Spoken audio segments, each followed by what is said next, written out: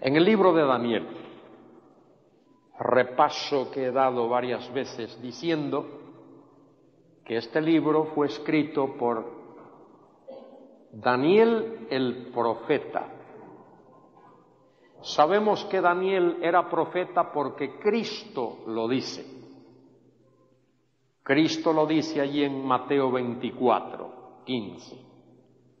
Daniel, profeta. Daniel no era profeta porque su ocupación era esa, ser profeta.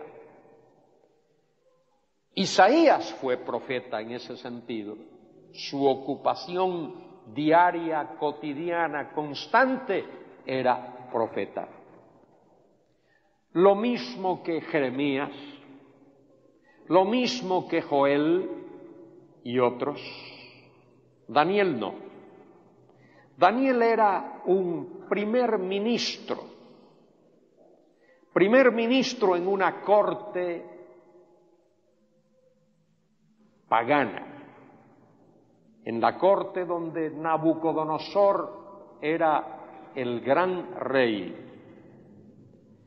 Y después de Nabucodonosor, su nieto Belsasar.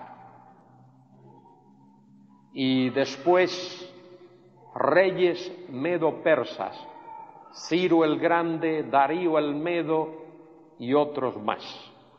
Jerjes, que organizó una gran invasión del mundo griego. Y Daniel fue profeta en ese tiempo de Nabucodonosor y en el tiempo de Ciro y de Darío y por ahí hasta probablemente el año 535 antes de Cristo. Por esa fecha Daniel escribió su libro profético, tremendo libro profético, donde Daniel nos dice cosas asombrosas. Muchas de ellas han ocurrido, se han cumplido al pie de la letra. Y esas profecías de Daniel, tan exactas, tan precisas, expresan la manera milagrosa como Dios comunica su mensaje. Y algunos han rechazado reconocer la profecía de Daniel o sus profecías porque no creen posible que alguien pueda decir tan exactamente, tan minuciosamente cosas que ocurren 200, 300 años después de haber sido profetizadas o escritas. Y algunos dicen, no puede ser.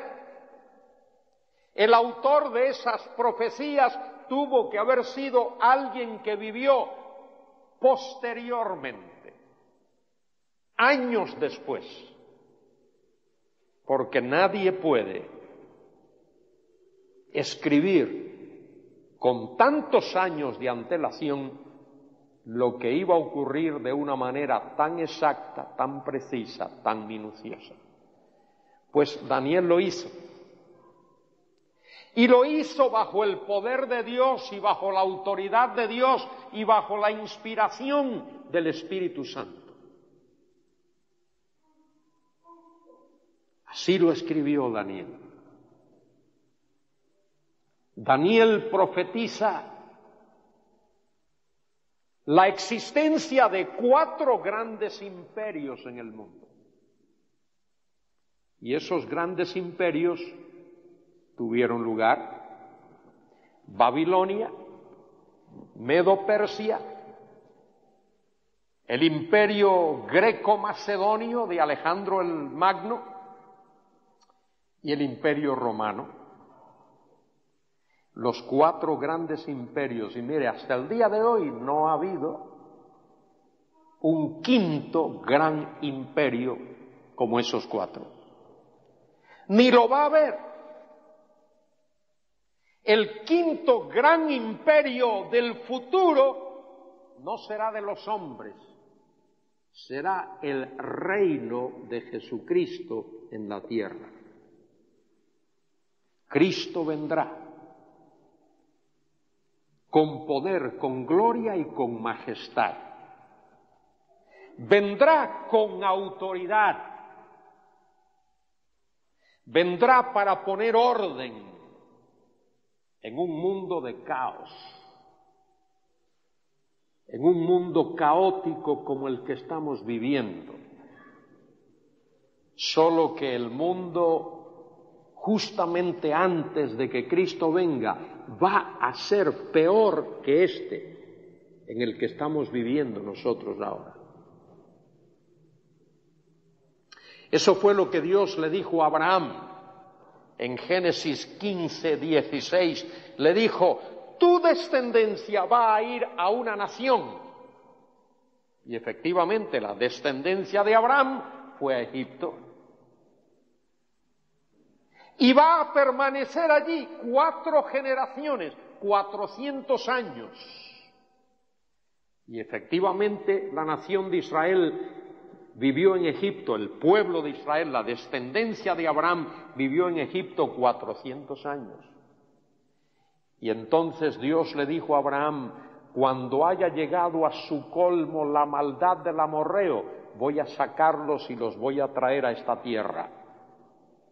Y efectivamente, 400 años después, Dios a través de Moisés, con brazo extendido y fuerte,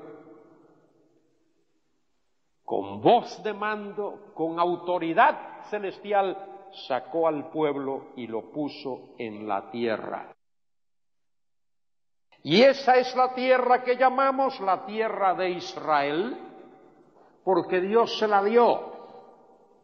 En Génesis 12, 13, 15 y 17, en esos 3 capítulos, Dios le dice a Abraham, te voy a dar esta tierra en perpetuidad, a ti y a tu descendencia. Y eso es lo que Dios ha prometido, y Dios lo va a cumplir. La tierra es lugar de bendición. La tierra también es lugar de comunión con Dios. Y cuando el pueblo ha estado en comunión con Dios, ha estado en esa tierra. Cuando el pueblo se ha rebelado contra Dios, Dios los ha sacado de esa tierra. El libro de Daniel nos narra cómo Dios sacó al pueblo de aquella tierra por la rebeldía y por la idolatría del pueblo, por haber transgredido la ley de Dios y los mandamientos, por haberse convertido igual que las naciones paganas, cosa que no debieron de haber hecho, por haberse hecho idólatras, por haber quebrantado la ley del año sabático. Dios los sacó de la tierra y los llevó a Babilonia, y allí estuvieron sirviendo a los reyes paganos, a Nabucodonosor, a Belsasar, a Ciro, a Darío y a los otros reyes. Allí estuvieron 70 años esclavos, hasta que Dios en su misericordia permitió que regresasen a la tierra. Pero cuando regresaron a la tierra no fueron diferentes en su totalidad. Fueron curados de algunas cosas, pero no de todas las cosas. Externamente dejaron de adorar a los ídolos.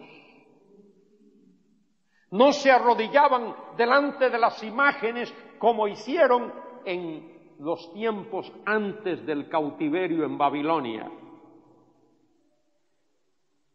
Pero continuaron adorando a sus ídolos. el ídolo de la vanidad, el ídolo del orgullo y de la avaricia,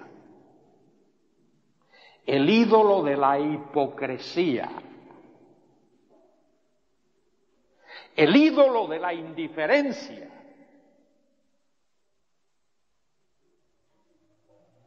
y el mayor pecado que cometieron todos los líderes del pueblo, con la excepción de aquel puñado, aquel remanente, fue el rechazo que hicieron del Mesías. Dios vino a la tierra, tal como lo prometió en el Antiguo Testamento. Isaías 7:14, porque la Virgen concebirá y dará a luz un hijo y llamaráse su nombre Emanuel, que declarado es Dios con nosotros. Allí estuvo. Isaías 9:6, porque un niño nos es nacido, hijo nos es dado, el principado estará sobre su hombro y llamaráse su nombre admirable, consejero, Dios fuerte, Padre eterno, príncipe de paz. O como lo dice Miqueas 5:2, y tú, Belén Éfrata, de la tierra de Judá, no eres la más insignificante entre las tribus de Israel, porque de ti saldrá aquel que apacentará a mi pueblo, cuyas salidas son desde el principio, desde la eternidad. Y el pueblo rechazó al Mesías, pero Dios es fiel a su promesa, Dios es fiel a su pacto. Los compromisos de Dios son irreversibles. Y Dios prometió a Abraham que su simiente permanecería para siempre. Y que habrá un remanente de esa simiente de Abraham, sobre la cual el Señor Jesucristo reinará con poder y gloria cuando Él regrese a la tierra por segunda vez. Y en el libro de Daniel se nos explica eso. Y hemos llegado aquí en nuestro estudio al capítulo 11, esta última parte, capítulos 11 y 12, los dos últimos capítulos. Desde el capítulo 7 en adelante, eso tiene que ver directamente con la nación de Israel. Capítulo 7, las 4 bestias feroces y el cuerno pequeño que representa al anticristo, que ha de perseguir al remanente de Dios. El capítulo 8, un anticipo de lo que será ese cuerno pequeño en la persona de Antíoco Epífanes el IV, rey de la casa de los selúcidas en el reino de Siria, que persiguió al pueblo de Israel y ofendió y transgredió el mandamiento de Dios, ofreciendo un cerdo en el altar del sacrificio en el lugar santísimo y levantando la estatua del dios pagano Zeus. Y luego vimos cómo en el capítulo 9 Dios revela a Daniel la secuencia de las 70 semanas de años. 490 años. De esas 70 semanas, 69 se han cumplido. La semana 69 se agotó el mismo día que Cristo hizo aquella llamada entrada triunfal en Jerusalén, cabalgando aquel pollino de asno, cuando el pueblo clamó: Hosana, sálvanos ahora, hijo de David. Ahí se agotó, o se agotaron las 69 semanas, esos primeros 483 años. El Señor fue rechazado. No te queremos. Y ahí Dios puso un alto en la cuenta. Falta una semana, es la que vamos a ver ahora. Bueno, Daniel nos dice, después del preliminar, la introducción que tenemos en el capítulo 10 que vimos la semana pasada, cómo él vio al Señor y se quedó débil, y luego regresa, y en el capítulo 11, versículo 1, yo mismo, en el año primero de Darío, año 539 al 38, estuve para animarlo y fortalecerlo. Daniel va a cumplir su función. Y ahora yo te mostraré la verdad, de aquí que aún habrá 3 reyes en Persia, y el cuarto se hará de grandes riquezas, más que todos ellos, y al hacerse fuerte con sus riquezas, levantará a todos contra el reino de Grecia. Jerjes, que planeó una tremenda invasión. Dice la historia, o algunos historiadores, que con 200.000 soldados y 700 naves. Y luego el pasaje que sigue lo resumo en un par de párrafos. Dice que se levanta un rey valiente. Ese rey valiente fue Alejandro el Magno, que nació en el año 356 y murió en el año 323. Solo vivió 33 años. Murió en Babilonia. Y a la muerte de Alejandro el Magno, como no dejó herederos, su imperio se dividió en 4 trozos, 4 áreas. Una en Egipto, el sur de Palestina, una en Siria, en el norte, otra en Macedonia, en el oeste, y otra en Babilonia, en el este. De esos 4 dominios, 2 de ellos se convierten en áreas sumamente importantes para la vida de Israel. El rey del sur y el rey del norte. Cuando se habla del rey del sur, siempre es en relación con Israel, esas naciones árabes con Egipto en el centro. Y allí en Alejandría estaba la sede. Allí estaba la familia de los Ptolomeos, toda una dinastía. Y en el norte, en Siria, estaba la familia de los selúcidas. Y esos 2 reinos estuvieron en pugna, siempre en pugna. A menos que uno de los reyes se enamorase de la hija del otro rey, entonces había ese tipo de paz de conveniencia.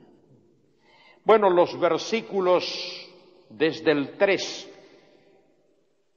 hasta el 35 del capítulo 11, todos esos versículos tienen que ver con la historia que ya ha ocurrido, ya ha tenido lugar, ya se ha cumplido,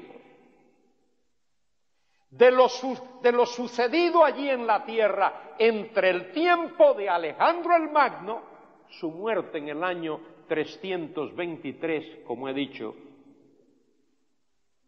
hasta los días posteriores a Antíoco Epífanes el IV. Ese Antíoco Epífanes fue el que invadió la ciudad de Jerusalén, como he dicho ya.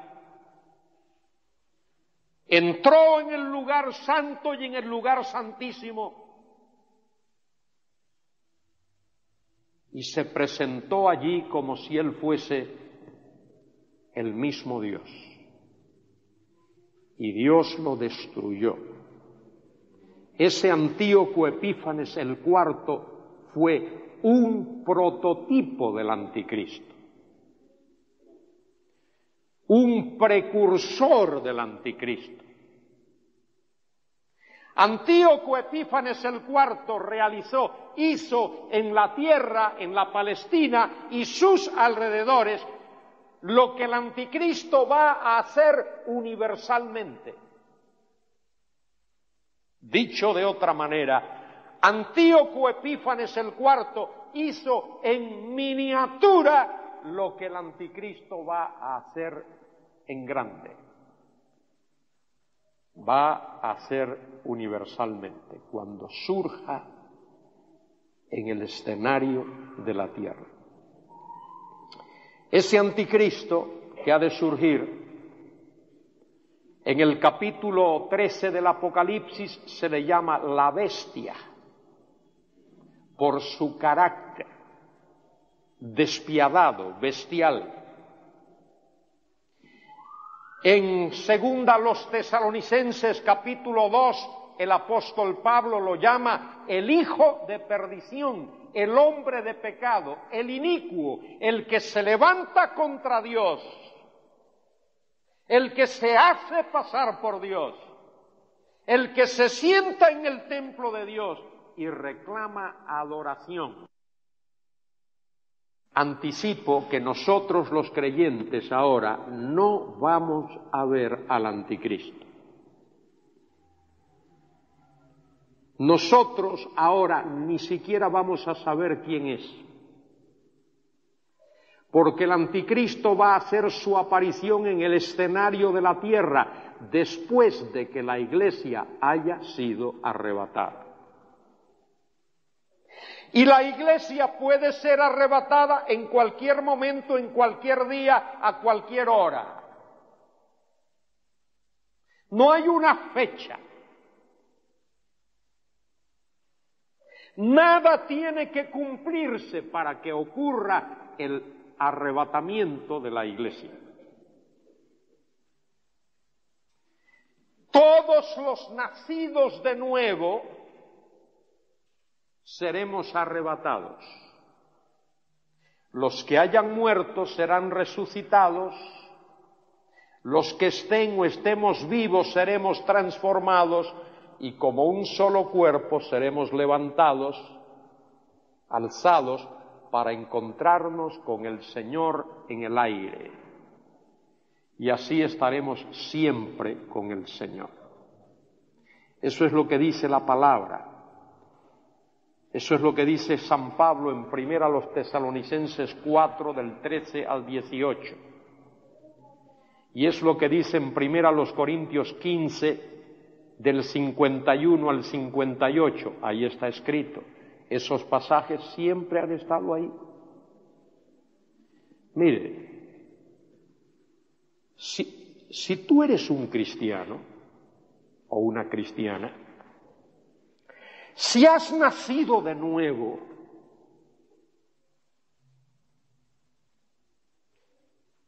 esta debe ser tu actitud y esta debe de ser mi actitud. Vivir en nuestra vida personal, en nuestra vida ética, en nuestra vida cristiana, vivir como si el rapto fuese a ocurrir dentro de 5 minutos.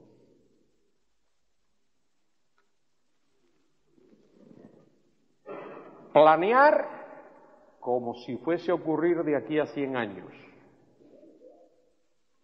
Pero vivir como si fuese a ocurrir en los próximos 5 minutos. Siento decir que la mayoría de los creyentes no estamos viviendo así. La mayoría de los creyentes creemos que Cristo viene y creemos en todo esto del rapto, etcétera, pero lo creemos teóricamente. No estamos viviendo la clase de vida que Dios exige, que Dios demanda, que Dios requiere. y nos hemos olvidado que habrá un tribunal de Cristo delante del cual tenemos que dar cuenta, el tribunal de Cristo. En el tribunal de Cristo no se va a decidir si vamos al cielo o al infierno, eso no es lo que se va a decidir. Gracias a Dios que nuestra salvación está segura, porque Cristo lo ha prometido, que todo aquel que cree en Él tiene vida eterna.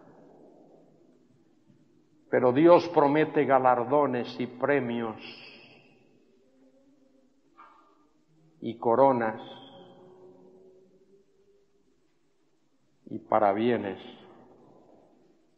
Y yo no sé cómo será eso en el reino, no sé cómo será, pero a veces me imagino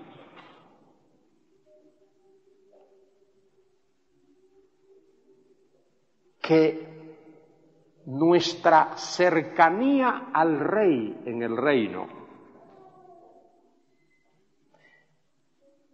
nuestra cercanía físicamente hablando al Rey, está en función de lo que hayamos hecho con nuestra vida aquí en la tierra.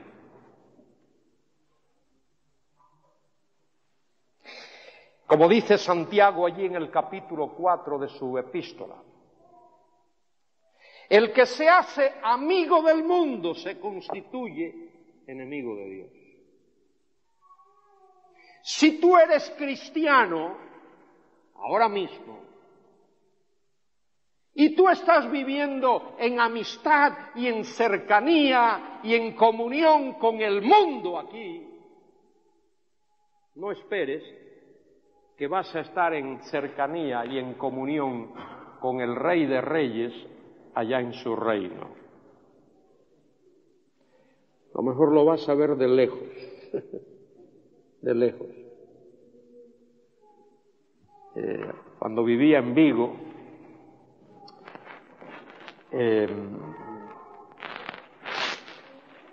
iba a haber un partido de eso de la Copa del Rey de fútbol. El Real Madrid, ¿habéis oído de ese equipito que existe? Iba a jugar contra el Real Celta de Vigo. Y un jugador del Celta, amigo mío, me había regalado entrada para que yo fuera.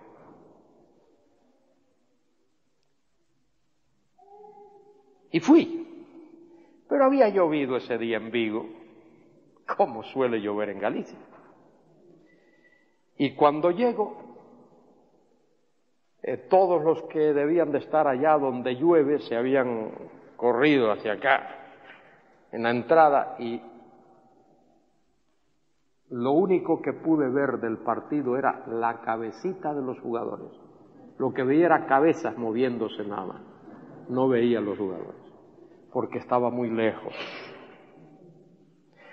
Así va a ser en el reino. Muchos hemos estado tan ocupados aquí, con nuestras cosas, con nuestros asuntos. Como dice un amigo mío que está aquí, con nuestro tinglao, con nuestro barullo, que en el reino del Señor vamos a estar lejos.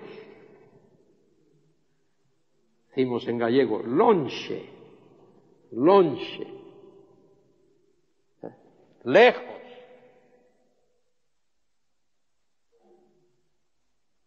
Y no es broma. No digas allí, yo no sabía. Te lo estoy diciendo ahora. Es la palabra. Estoy diciendo ahora. Dice allí el Señor, a través de su apóstol Pablo, 1 Timoteo 2, dice, si sufrimos con Él, también co-reinaremos.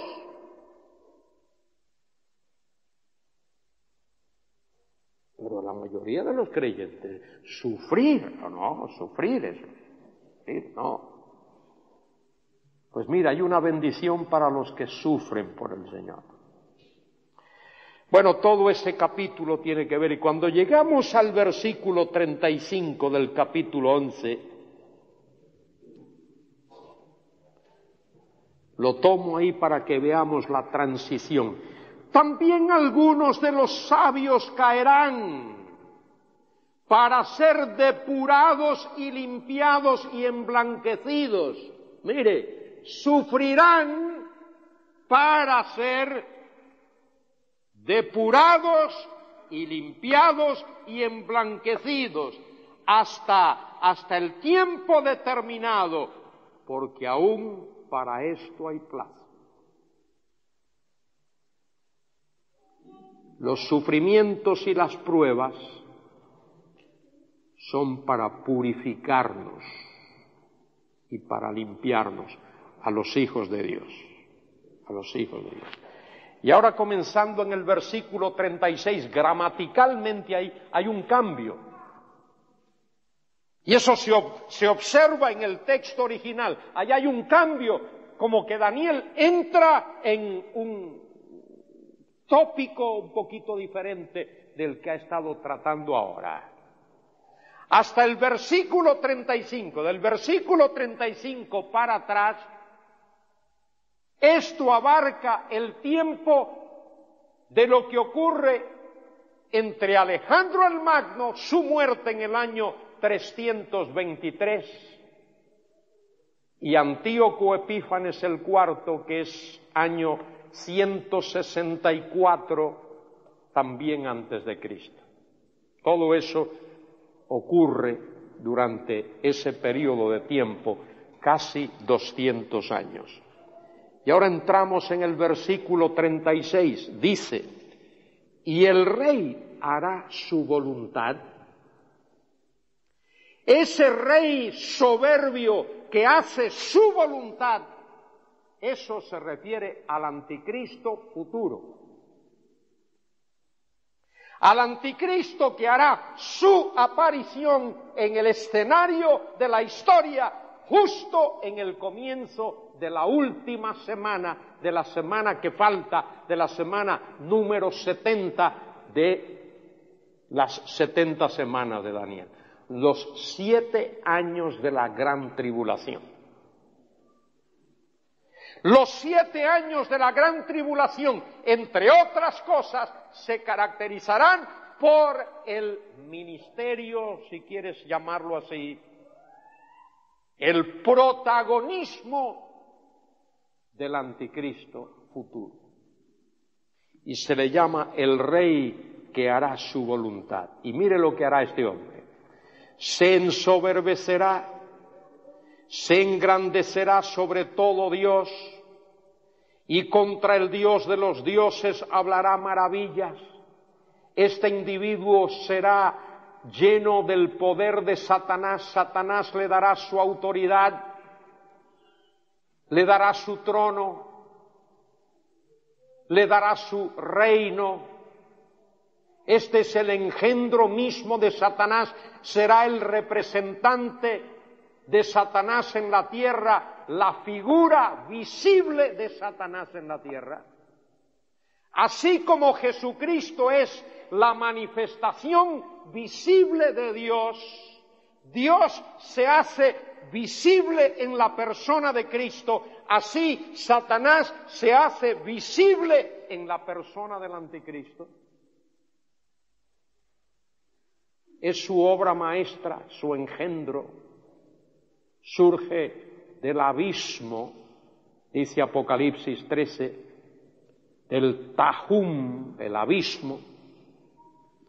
El abismo es la guarida misma de Satanás, el cuartel general donde está su reino, de ahí surge este personaje.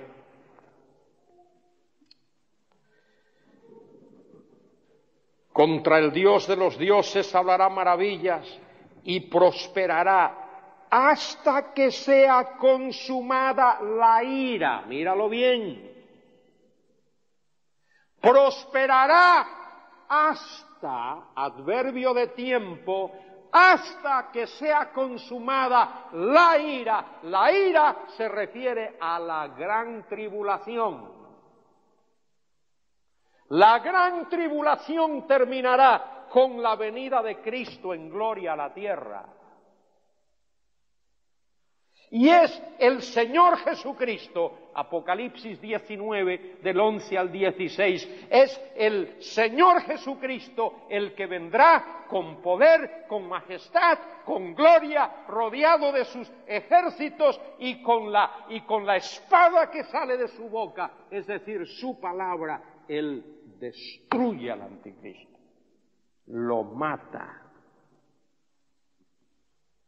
Ese será el futuro del anticristo y ese será el futuro de sus seguidores y el futuro de Satanás y de los demonios, de los ángeles caídos que siguen a Satanás será el lago de fuego que arde con azufre.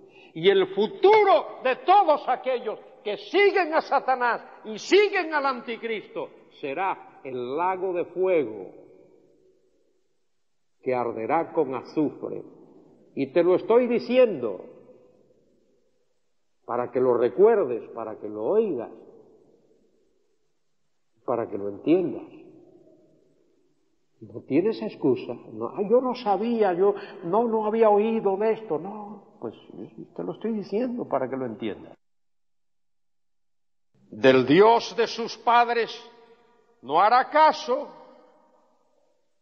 ni del amor de las mujeres. Ese personaje, ese rey, será despiadado, cruel, no tendrá compasión de nadie. Lo único que le preocupa son sus propios intereses.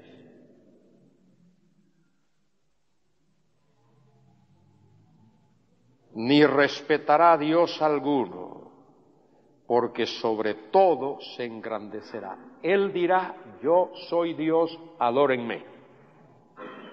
Mas honrará en su lugar al Dios de las fortalezas. En eso será en lo que él creerá, en la fuerza, ejércitos. Dios que sus padres no conocieron. Y algunos dicen, bueno, ahí se refiere a judíos, pues dice, Dios que sus padres no conocieron. No, pero en el texto original la palabra Dios ahí es el término general Elohim. Si se refiriese a judíos yo esperaría Yahvé o un compuesto de Yahvé, Yahvé Elohim o El Elión o El Shaddai o Adonai, uno de esos. Pero aquí es solo Elohim. Lo honrará con oro y plata, con piedras preciosas y cosas de gran precio. Este individuo será tan materialista que las riquezas de este mundo y lo que tiene valor para la gente de este mundo es lo que cuenta para él. Pienso que algunos cristianos se han contagiado con esto. Hay algunos cristianos que sueñan con el dinero y piensan en el dinero y todo lo que les interesa es el dinero. Y dice la Escritura en Sofonías capítulo 1, 14 en adelante, dice, arrojarán en las calles su oro y su plata, no les servirá de nada. Ni su oro ni su plata podrá librarles. Con un Dios ajeno se hará de las fortalezas más inexpugnables y colmará de honor a los que le reconozcan, igual que los políticos, y por precio repartirá la tierra. Puede ser la tierra que Dios prometió a Abraham o puede ser la tierra en sentido general. Pero mire esto, versículo 40. Pero al cabo del tiempo, cuando esas 70 semanas estén llegando a su fin, el rey del sur contenderá contra él. ¿Contra quién? Contra el anticristo. El anticristo, 1. El rey del sur, 2. Y el rey del norte se levantará contra él como una tempestad.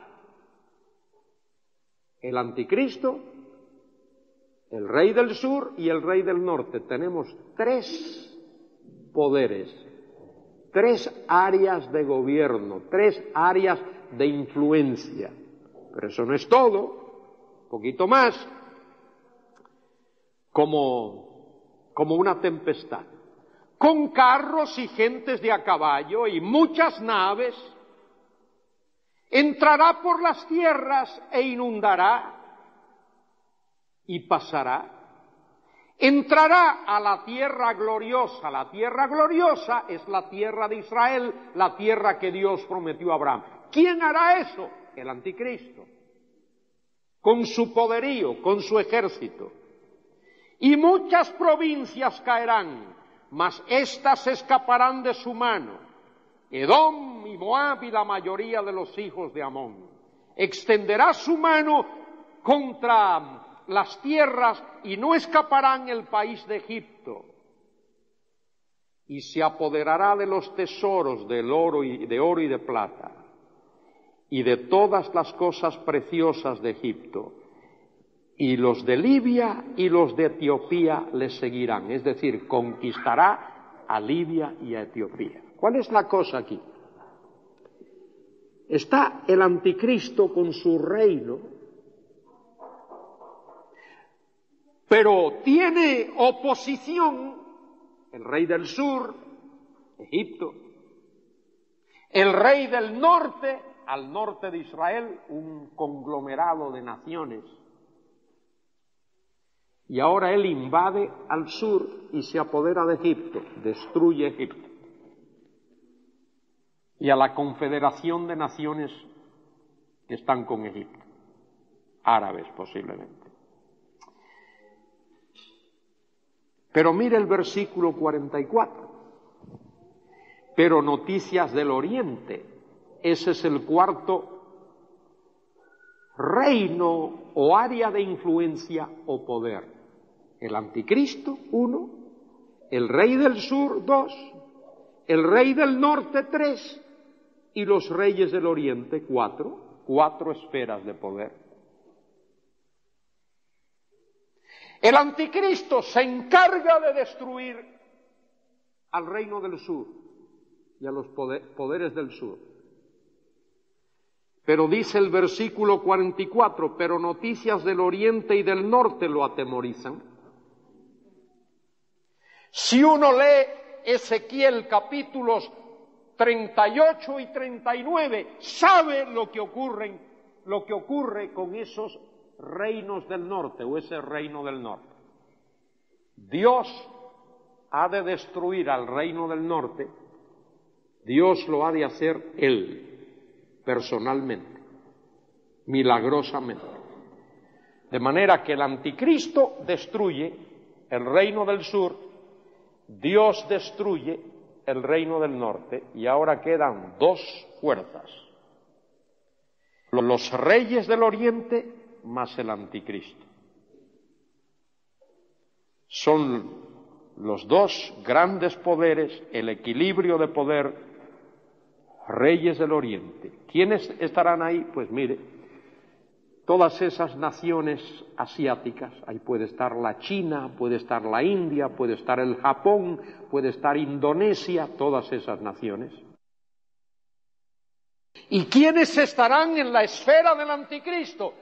Todas las naciones occidentales, entre las cuales estamos nosotros ahora mismo. Todo lo que era el antiguo imperio romano, todo lo que es hoy la Unión Europea y las naciones que se le han unido como vasallos. Y en medio de ese equilibrio, de esa pugna, mejor, Esos dos bloques de naciones están a punto de entrar en combate el uno contra el otro.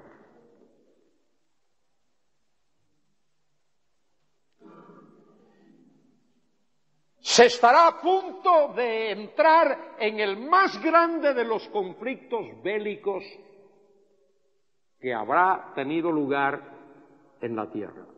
Sigo leyendo. Versículo 44, pero noticias del oriente y del norte lo atemorizarán, y saldrá con gran ira para destruir y matar a muchos.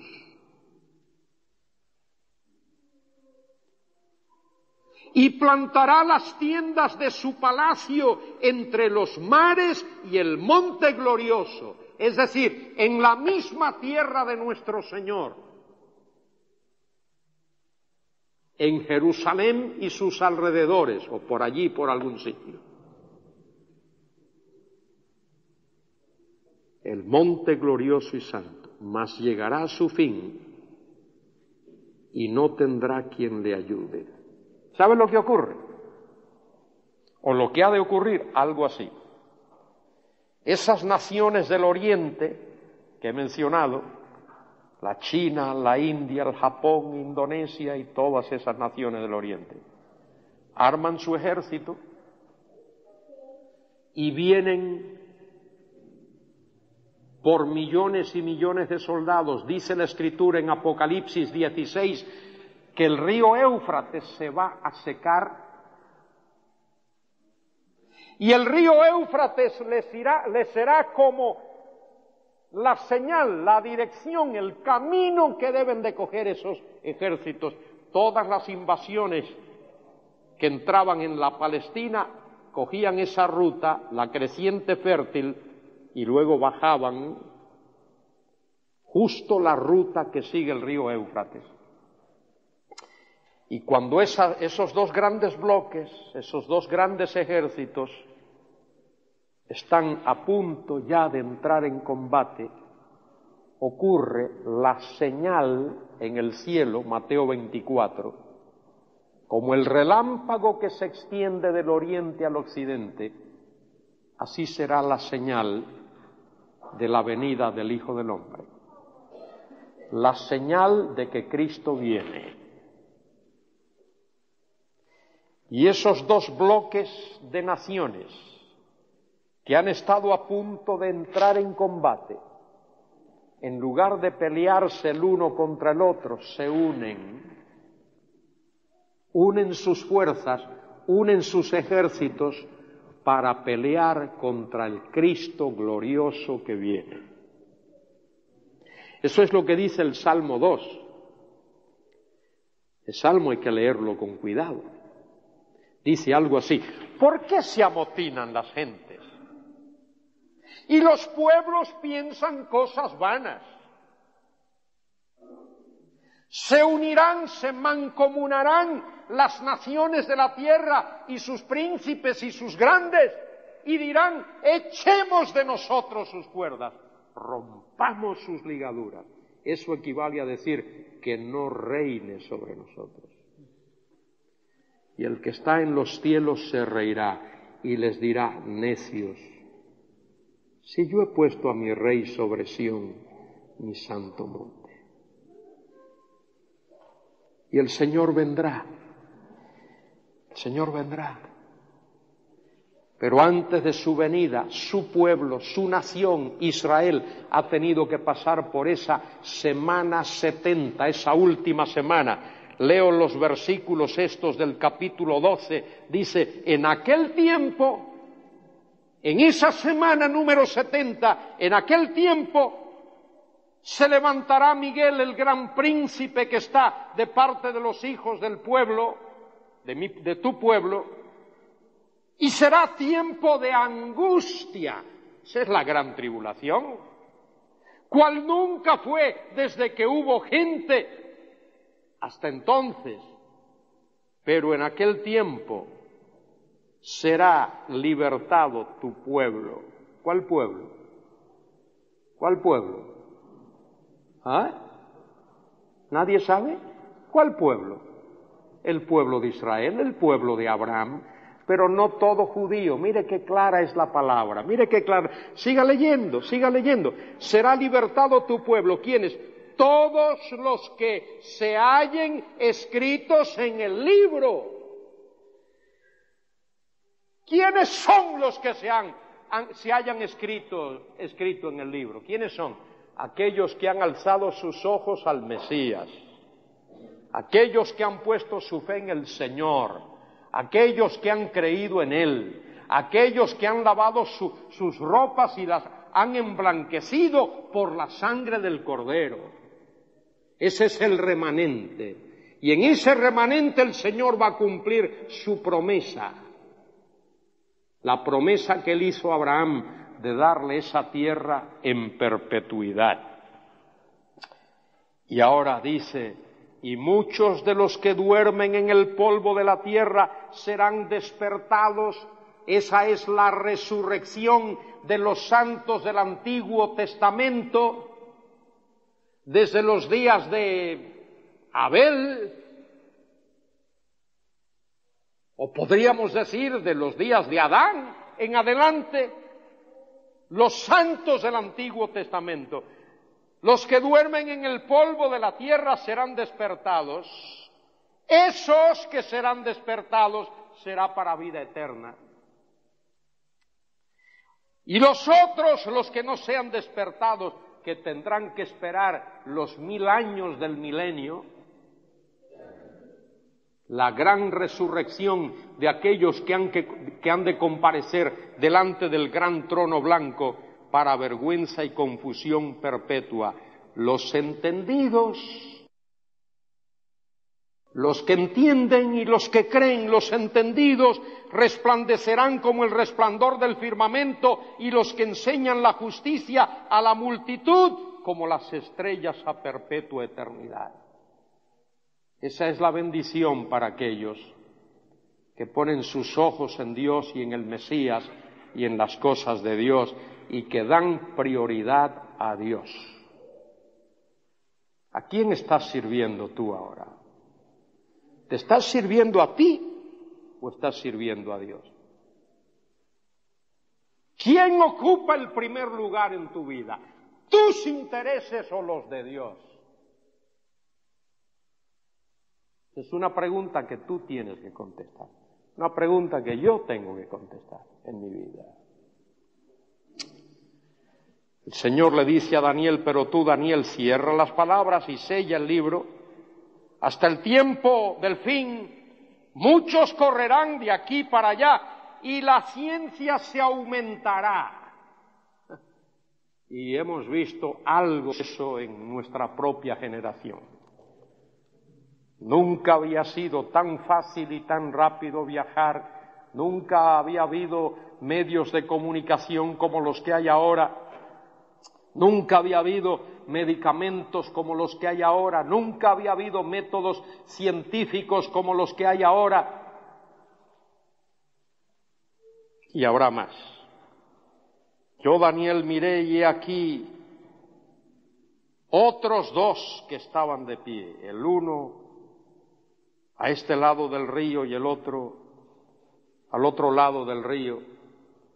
Y dijo uno al varón vestido de lino que estaba sobre las aguas del río, ¿cuándo será el fin de estas maravillas?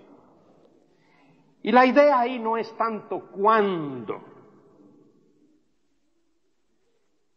No está preguntando Daniel fecha,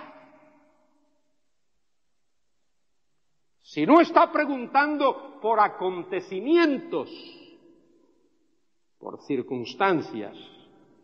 Y oí al varón vestido de lino que estaba sobre las aguas del río, el cual alzó su diestra y su siniestra al cielo y juró por el que vive por los siglos, que será por tiempo, tiempos y la mitad de un tiempo.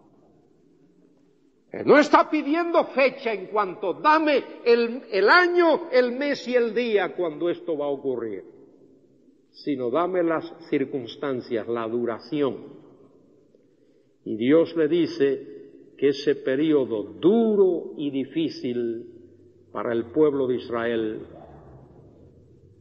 durará tiempos y la mitad de un tiempo, es decir, los 3 años y medio finales de la gran tribulación, porque esos serán los 3 años y medio cuando el anticristo gobernará en la tierra, cuando Dios le permitirá ejercer dominio en la tierra. Y cuando se acabe la dispersión, el poder del pueblo santo, todas estas cosas del poder del pueblo santo, todas estas cosas serán cumplidas. Dios va a cumplir todo. Todo lo que ha prometido lo va a cumplir. Todo, absolutamente todo, y no va a quedar nada que no se cumpla. Todas estas cosas serán cumplidas. Y yo oí, mas no entendí, dije al Señor, Señor mío, ¿cuál será el fin de estas cosas? Mire, el profeta no entiende, está pidiendo que Dios le dé sabiduría. Él respondió, anda Daniel, pues estas palabras están cerradas y selladas hasta el tiempo del fin. Y esto que Dios le dice a Daniel, que estas palabras están selladas y cerradas, esas palabras son descubiertas y reveladas y mostradas en el libro del Apocalipsis, que tiene que ver con la consumación del plan de Dios. Muchos serán limpios y emblanquecidos, no todos, muchos serán limpios y emblanquecidos y purificados. Los impíos procederán impíamente, ninguno de los impíos se entenderá, pero en los entendidos comprenderán. Y desde el tiempo que se ha quitado el continuo sacrificio hasta la abominación desoladora, habrá 1290 días.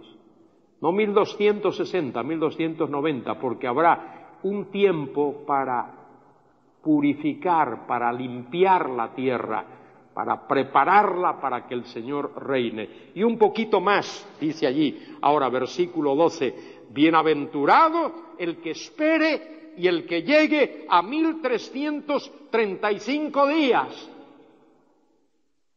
Las persecuciones del anticristo y las guerras del Armagedón dejarán miles y miles y millones de gente muerta en la tierra, y la tierra tendrá que ser limpiada, esos muertos tendrán que ser enterrados, por así decir, para que la tierra esté preparada para que el Señor reine en ella. Y tú irás hasta el fin, y reposarás y te levantarás para recibir tu heredad al fin de los días, cuando llegue ese cumplimiento de lo que Dios va a hacer.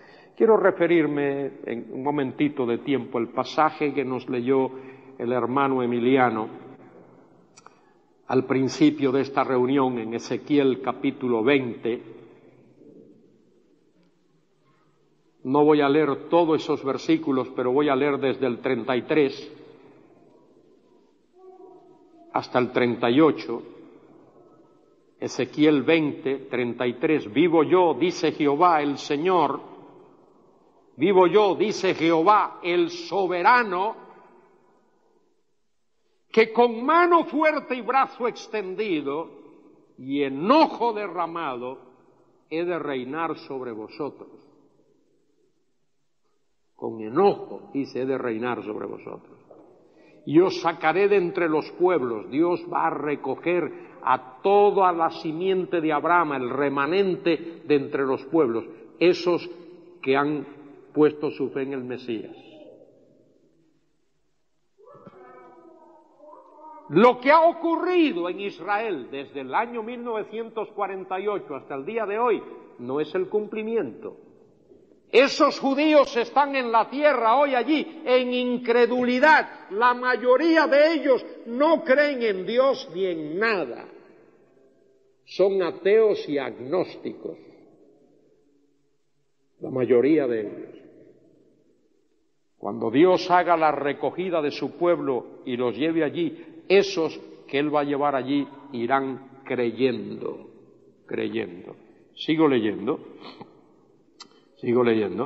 Versículo 34. Y os sacaré de entre los pueblos, y os reuniré de las tierras en que estáis esparcidos, con mano fuerte y brazo extendido y enojo derramado, y os traeré al desierto. ¿Por qué al desierto? Porque el desierto es lugar de disciplina y de juicio. Dios los va a llevar al desierto de los pueblos, y allí litigaré con vosotros cara a cara, como litigué con vuestros padres en el desierto de la tierra de Egipto. La referencia ahí es al Éxodo, cuando Dios los sacó de Egipto. Así litigaré con vosotros, dice Jehová. Y mire lo que Dios va a hacer. Versículo 37. Os haré pasar bajo la vara. Y os haré entrar en los vínculos del pacto. ¿De cuál pacto? El pacto que hizo Dios con Abraham. Y ese es un pacto inmutable, un pacto incondicional, un pacto en el cual Dios se compromete, da su palabra que se cumplirá al pie de la letra. Y apartaré de entre vosotros a los rebeldes y a los que se rebelaron contra mí. De la tierra de sus peregrinaciones los sacaré, mas a la tierra de Israel no entrarán. Serán juzgados, no entrarán. Dios los va a exterminar, los va a matar y no los va a dejar entrar en la tierra. Sabréis que yo soy Jehová. No todo judío va a ser salvo. El remanente va a ser salvo. Y en ese remanente el Señor Jesucristo, el Rey, el Mesías, va a reinar. Bueno, esto ha sido un simple estudio en el libro de Daniel. Sencillo estudio en el libro de Daniel. Esto debéis de recordarlo porque en un futuro, no sé cuándo será, estudiaremos el Apocalipsis. Y tendréis que recordar muchas de esas cosas. Si tú estás aquí y aún no tienes a Dios en tu vida y a Cristo y no has puesto tu fe en Él como Mesías, hazlo antes de que sea demasiado tarde. Quiera Dios bendecirnos a todos y a nosotros, su pueblo, darnos la gran bendición.